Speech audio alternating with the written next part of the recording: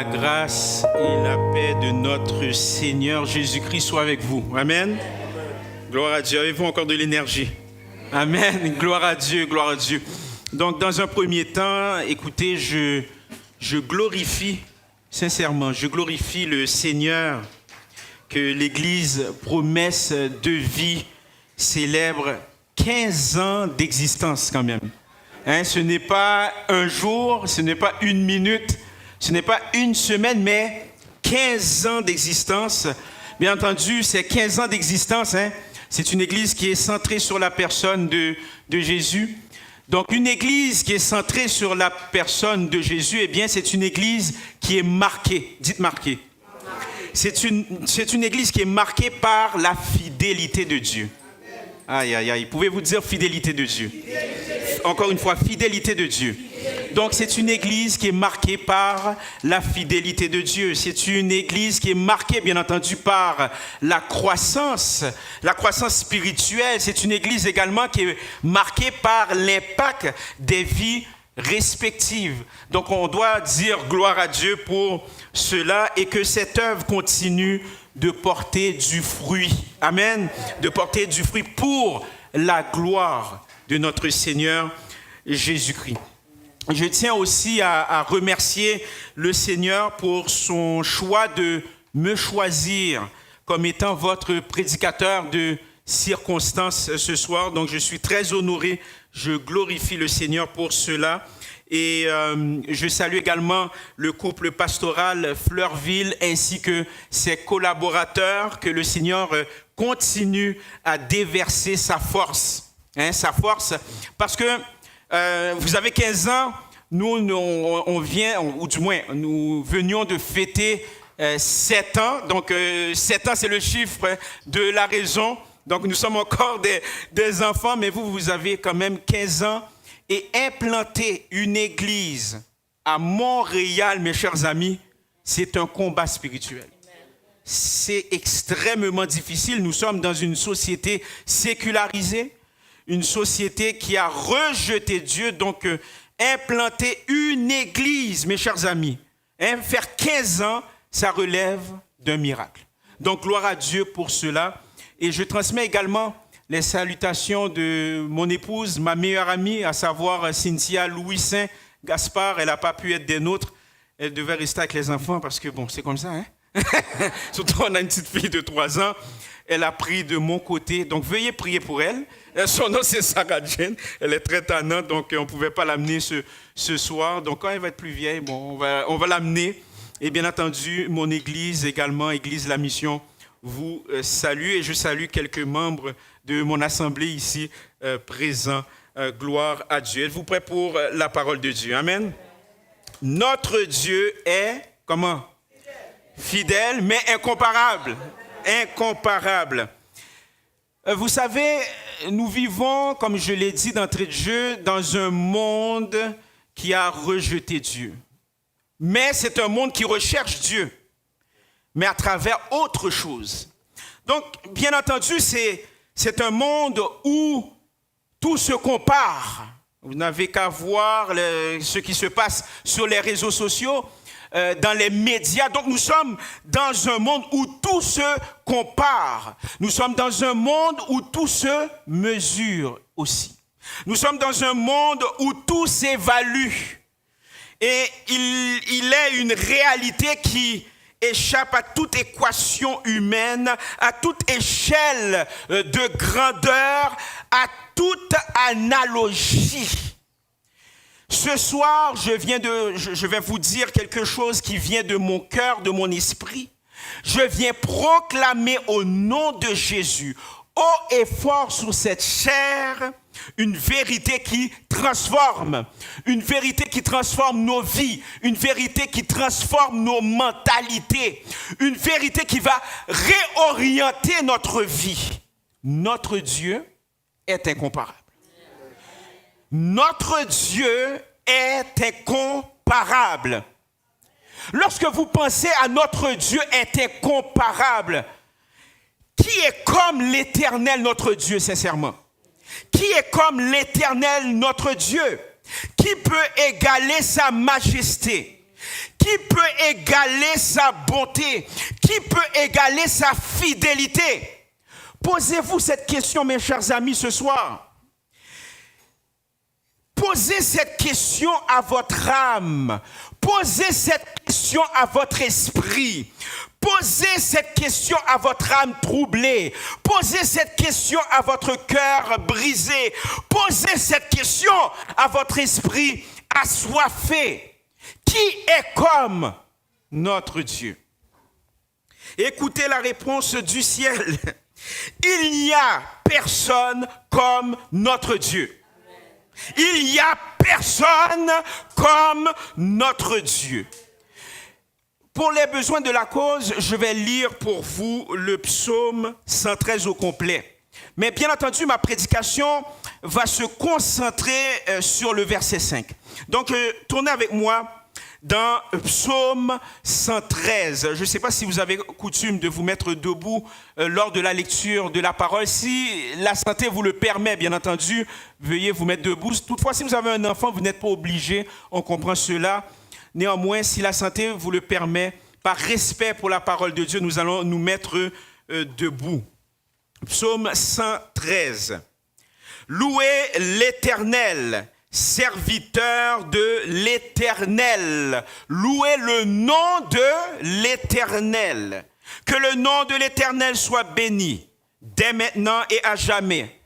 Du lever du soleil jusqu'à son couchant, que le nom de l'Éternel soit célébré. L'Éternel est élevé au-dessus de toutes les nations. Sa gloire est au-dessus des cieux. Qui est semblable à l'Éternel, notre Dieu? Il a sa demeure en haut. Il abaisse les regards sur les cieux et sur la terre. De la poussière, il retire le pauvre. Du fumier, il relève l'indigent pour les faire asseoir avec les grands de son peuple. Il donne une maison à celle qui était stérile. Il en fait une mère joyeuse au milieu de ses enfants. Louez l'Éternel. Vous pouvez vous asseoir. Gloire au Seigneur. Dans un premier temps, mes chers amis, Église Promesse de Vie, ce psaume est le premier d'une série de chants connus sous le nom de Hallel. C'est un mot hébreu, Hallel. Les Hallel, ce sont des chants de louange. Ce sont des chants de louange chantés lors des grandes fêtes juives, notamment comme la Pâque. C'est un chant, ce que nous venons de lire, c'est un chant de célébration. N'êtes-vous pas au courant? Nous sommes en train de célébrer les 15 ans, les 15 ans de l'Église, 15 ans de fidélité de Dieu, 15 ans de bataille également, 15 ans probablement de trahison, mais il n'en demeure pas moins que notre Dieu est fidèle. Donc ce sont des chants, c'est un chant de célébration qui commence et qui se termine par un cri. Je répète, qui commence et qui se termine par un cri. Quel est ce cri? Louez l'Éternel. Alléluia. Alléluia. Donc, qu'est-ce que ça veut dire le Alléluia? Voyez-vous, c'est ce qui rend ce psaume unique vraiment. C'est la vision verticale de Dieu lorsque vous voyez ce psaume. C'est la vision verticale de Dieu suivie d'un mouvement horizontal. Je répète pour les besoins de la cause. C'est quoi? C'est sa vision. Ce chant, c'est la vision verticale, n'est-ce pas, de Dieu. Et nous savons que nous servons un Dieu qui est en mouvement. Eh bien, c'est un mouvement horizontal. La croix de Jésus.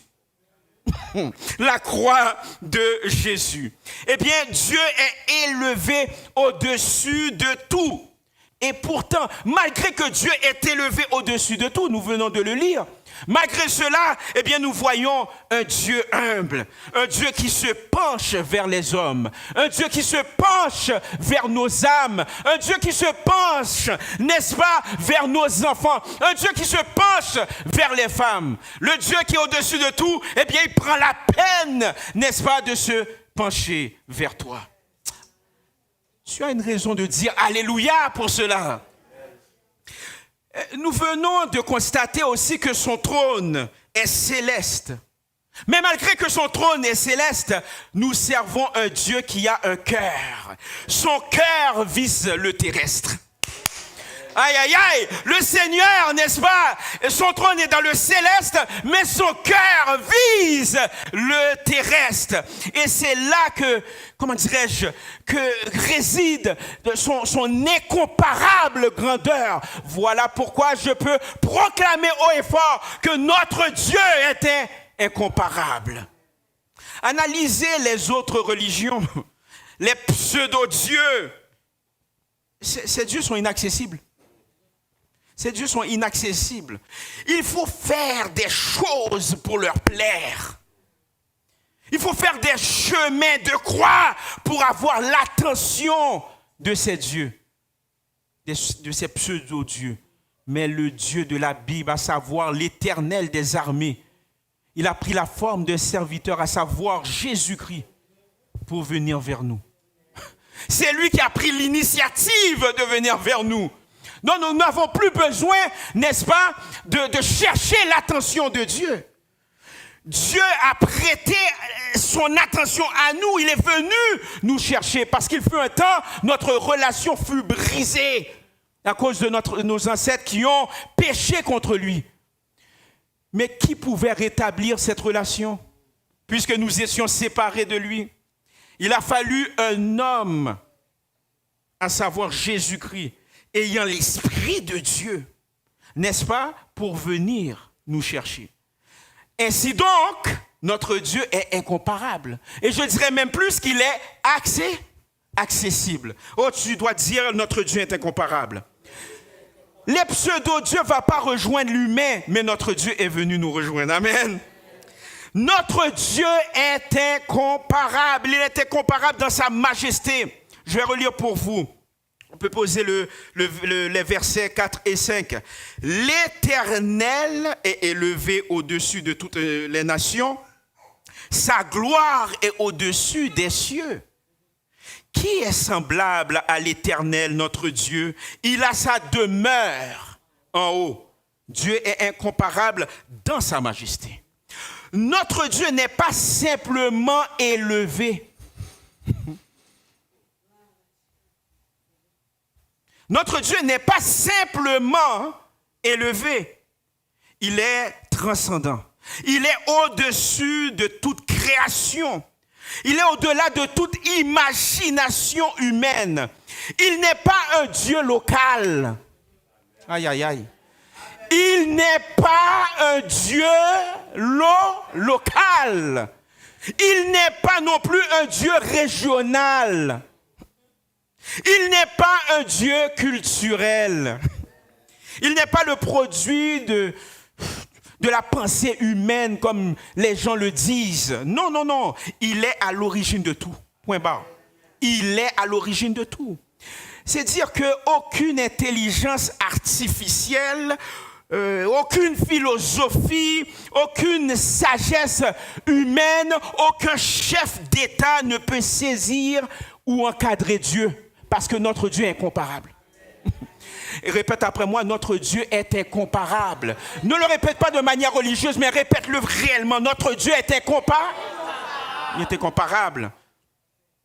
Vous savez, quand l'actualité te submerge, quand les gouvernements, les crises mondiales ou les incertitudes économiques te font peur, souviens-toi que notre Dieu reste sur son trône. Peu importe les turbulences, Dieu, il est sur son trône. Rien ne lui échappe. La souveraineté divine est plus stable que n'importe quelle démocratie. La souveraineté divine est plus stable que les marchés financiers. Parce que quoi? Il est incomparable. Notre Dieu est incomparable. Et dans un monde, n'est-ce pas, qui glorifie la célébrité, qui glorifie l'argent, l'opulence, qui glorifie l'image, la performance, repositionne-toi dans ton adoration. Rappelle-toi que Dieu est au-dessus de tout, que Dieu est sur son trône et que notre Dieu est incomparable. On ne peut pas comparer Dieu à n'importe qui. Il est incomparable, point barre. Notre Dieu est incomparable c'est lui qui dirige l'histoire. Il est à l'origine de tout. Donc s'il est à l'origine de tout, c'est lui qui dirige l'histoire. Si Dieu dirige l'histoire de l'humanité, il dirige ton histoire aussi. Il dirige ton histoire. Peu importe qu'est-ce que les gens t'ont dit, il dirige ton histoire. Peu importe les malentendus dans ta vie, il dirige ton histoire. Peu importe les mensonges qu'on t'a proférés, je te dis que Dieu dirige ton histoire. Parce que c'est lui qui t'a écrit. Alléluia. Il est incomparable. Donc, il est incomparable dans sa majesté, mes chers amis. Est-ce que vous comprenez cela? Il est incomparable dans sa majesté. Dans un deuxième temps aussi, nous voyons dans le texte que Dieu était comparable dans sa compassion. Dieu est incomparable dans sa compassion. Posez vos yeux au verset 6. La parole de Dieu nous dit ceci. Il abaisse les regards sur les cieux et sur la terre. Regardez, je vais le relire, c'est important. Je veux vraiment vous compreniez cela. Il abaisse les regards sur les cieux, n'est-ce pas? Et sur quoi? La terre. Eh bien, à bien des égards, lorsqu'on prend le temps de lire ce texte, nous constatons que Dieu est élevé, mais il regarde. Dieu est élevé, mais il prend le temps de regarder. Regarde ça. Son regard n'est pas celui d'un juge distant. Ah, t'as raté de dire amen. Son regard n'est pas celui d'un juge distant, mais d'un père compatissant. Qu'est-ce que ça veut dire? Il voit ta douleur. Il voit la douleur des exclus. Il voit la douleur des rejetés. Il voit la douleur des stériles. Il voit la douleur de ceux qui ont vécu une injustice. Injustice sociale, injustice dans la vie. Il voit la douleur des pauvres. Il voit la douleur des humiliés. Il te regarde. Maintenant, quand tu te sens invisible dans ta propre maison, lorsque tu te sens invisible dans ton travail, lorsque tu te sens invisible dans ton église, lorsque tu te sens invisible même dans ton foyer, rappelle-toi que ton Dieu te voit. Ton Dieu te voit. Lorsque Dieu te voit, il n'a pas un regard distant, mais il te regarde avec attention. Aïe, aïe, aïe. Il te regarde avec attention, comme un père qui veille sur ses enfants. Je dirais un bon père qui veille sur ses enfants. Donc, dans un monde, dans une culture, vous n'êtes pas sans savoir que nous sommes dans une culture qui sélectionne les méritants. Qui sélectionne des méritants, dis-je. Sois assuré que ton Dieu te regarde. Sois assuré que ton Dieu, non seulement il te regarde, mais il ne te regarde pas comme les autres personnes. Il ne se fie pas à ton apparence. Il ne suffit pas, il ne se fie pas à ton âge. Il ne se fie pas à ton statut social, mais il regarde à ton cœur. Au nom de Jésus. Tu sais ce que ça veut dire ça? Tu n'as pas besoin de performer devant Dieu. Ah. Est-ce que je peux prêcher, s'il vous plaît? Tu n'as pas besoin de performer là, devant Dieu. Tu n'as pas besoin de performer à l'église pour montrer que tu es plus spirituel. Tu n'as pas besoin parce que tu as déjà l'approbation de Dieu. Tu as déjà l'approbation de Dieu. Nous sommes dans une époque où les gens ont besoin d'être approuvés à outrance. Mais en Jésus-Christ, tu es déjà approuvé parce que tu as le sang du Saint-Esprit en toi. Tu as l'Esprit de Jésus en toi. Tu es approuvé au nom de Jésus. Et dis, je suis approuvé au nom de Jésus. Déclare au nom de Jésus, je suis approuvé au nom de Jésus. Il faut que l'ennemi de notre âme puisse l'entendre au nom de Jésus. Tu es approuvé au nom de Jésus. Au nom de Jésus.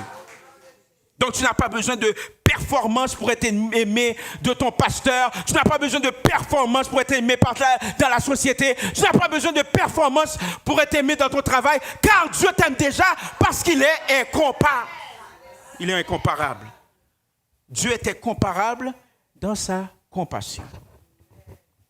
Toujours est-il que dans le texte, parce que, écoutez, lorsque votre pasteur m'a donné ce texte-là, j'étais tellement excité. Là.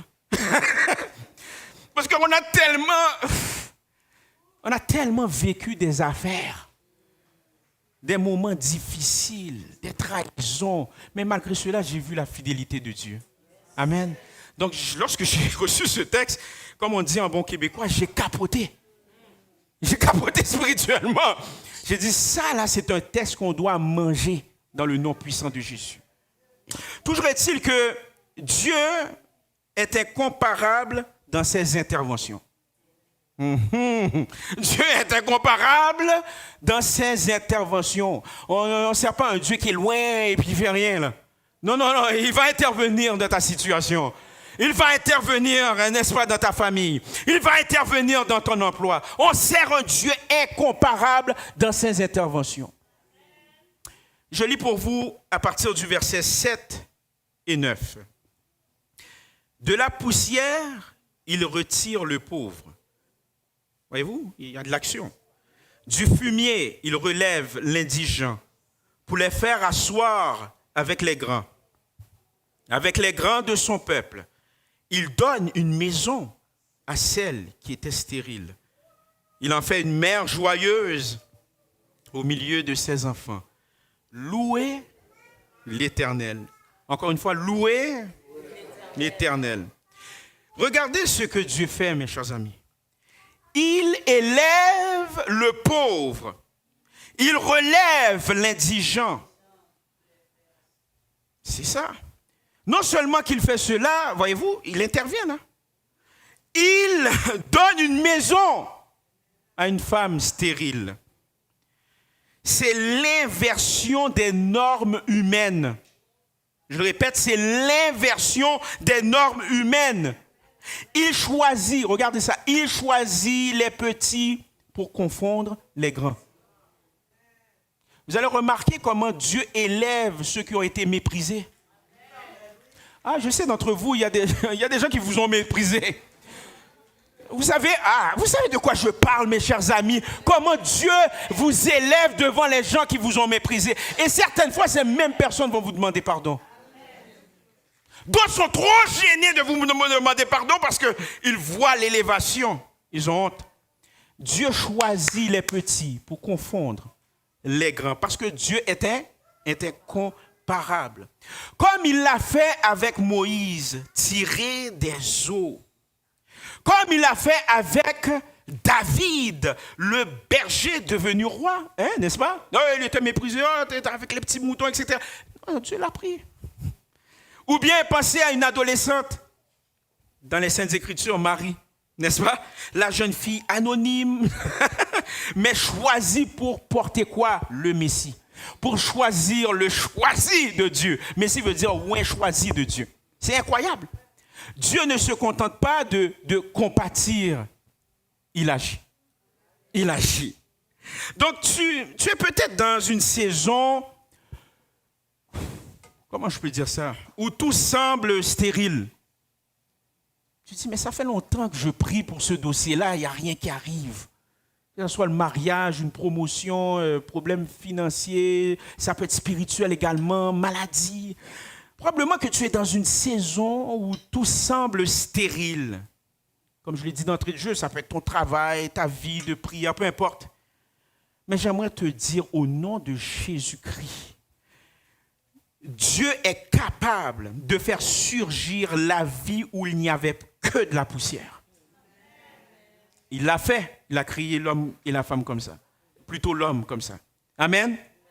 Attends-toi au nom de Jésus à une intervention céleste très bientôt. Au nom de Jésus. Je te dis, marque mes mots. C'est rare que je prophétise comme ça. Très rare, ceux qui me connaissent. Attends-toi d'ici quelques semaines, d'ici quelques mois, si tu restes au pied du Seigneur, si tu crois que ton Dieu, notre Dieu est incomparable, attends-toi à une intervention céleste de la part de Dieu. Dans une culture qui glorifie, qui célèbre la réussite matérielle, n'oublie pas que la promotion vient de Dieu. N'oublie pas que la promotion vient de Dieu. Justement, j'ai une membre de mon église ici qui priait là, vraiment pour changer de position dans son emploi. Elle a prié. Elle a cru à cela. C'est Dieu qui a intervenu. Ce n'est pas les patrons. Dieu s'est servi de cette situation pour l'élever parce que c'est son enfant. Amen. Donc, n'oublie pas que la promotion vient de Dieu, au nom de Jésus. Il peut faire asseoir les oubliés à la table des rois. Donc, reste fidèle, reste humble, car Dieu fera éclater sa justice dans ta vie.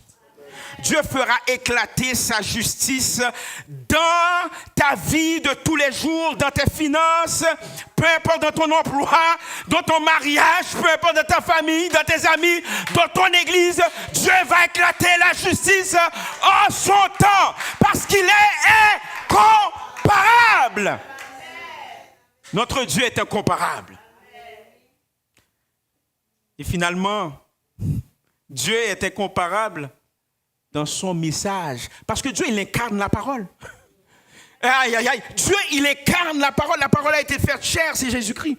Donc Dieu, il est incomparable dans son message. Et c'est quoi son message? C'est l'évangile de Jésus-Christ. Évangile signifiant bonne nouvelle.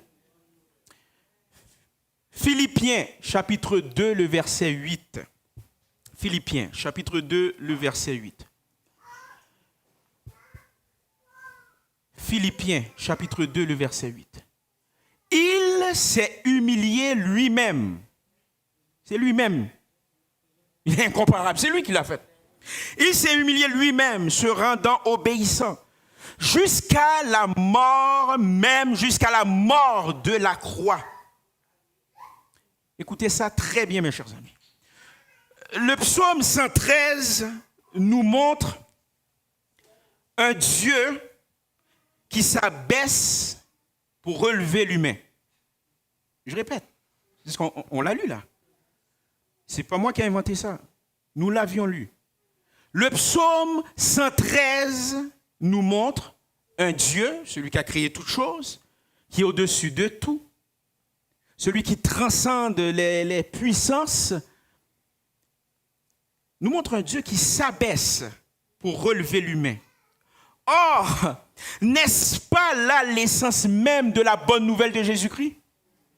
Dieu, dans sa grandeur infinie, dans sa manière d'être incomparable, eh bien lui-même, c'est ce que l'apôtre Paul a écrit, n'est-ce pas, à l'église de Philippe, bien entendu, c'est devenu une lettre circulaire jusqu'à nous.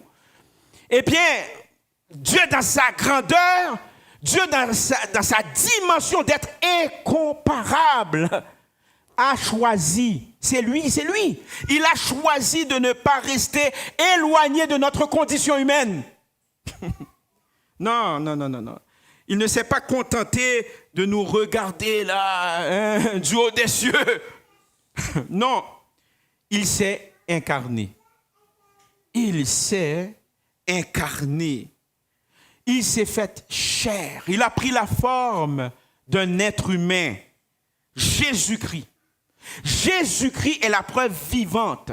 Jésus-Christ est la preuve irréfutable que notre Dieu est incomparable. Point. Si vous doutez du fait que Dieu est incomparable, regardez à Jésus. Regardez à Jésus. Point barre. Regardez pas à votre vie respective. Regardez à Jésus. C'est un miracle, ça. Je l'ai dit à maintes reprises. Dieu pouvait choisir de détruire la race humaine et en créer une autre. Point barre. Il avait la puissance pour le faire. Non. Il a choisi. C'est pas quelqu'un, c'est pas un conseil d'ange. C'est pas. Non, qui lui a dit non, fais ça, Dieu. Non. Il a choisi, n'est-ce pas, de s'abaisser et de s'incarner en prenant la forme d'un être humain. Jésus-Christ prouve d'ores et déjà que notre Dieu est incomparable. Aucun autre Dieu dans l'histoire des religions a fait ça. Aucun autre Dieu a fait ça. Pourquoi? Parce que remarquez bien les pseudo-dieux, qu'on appelle en réalité des idoles.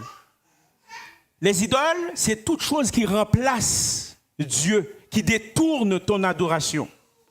Les idoles, vous allez voir, exigent des sacrifices. Vous me suivez?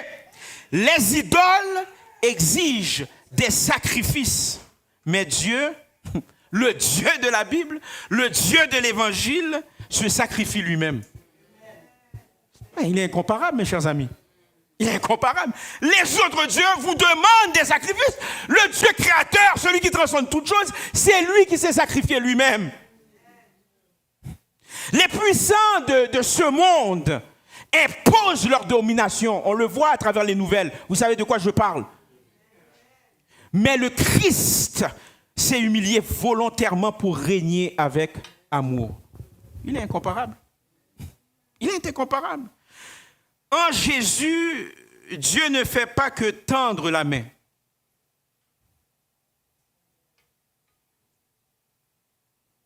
Il donne son cœur. Il donne son cœur.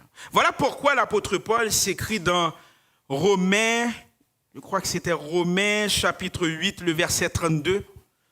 Si on peut l'afficher, Romains chapitre 8, le verset 32.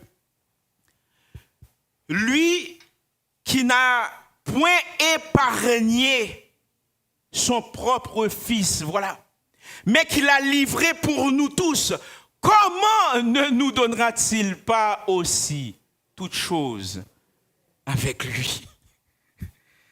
Et c'est par cette croix Dieu relève les indigents. C'est par cette croix que Dieu relève ses enfants, parce qu'il est incomparable. Mes chers amis, ce psaume, sincèrement, nous invite pas seulement à observer la grandeur de Dieu, oui, c'est bon, mais il nous rappelle à y participer. Il nous appelle à y participer. Ce Dieu incomparable vous voit. Ce Dieu incomparable vous aime. Ce Dieu incomparable, tenez-vous bien, vous élève. Vous élève. Là où le monde vous abaisse, Dieu vous restaure. Là où vous vous sentez oublié, il vous a choisi. Aujourd'hui, ce soir, ne restez pas figés dans le doute ou dans la comparaison. Recevez sa grâce unique et marchez avec assurance, dis-je, sachant que notre Dieu est incomparable. Soyez bénis.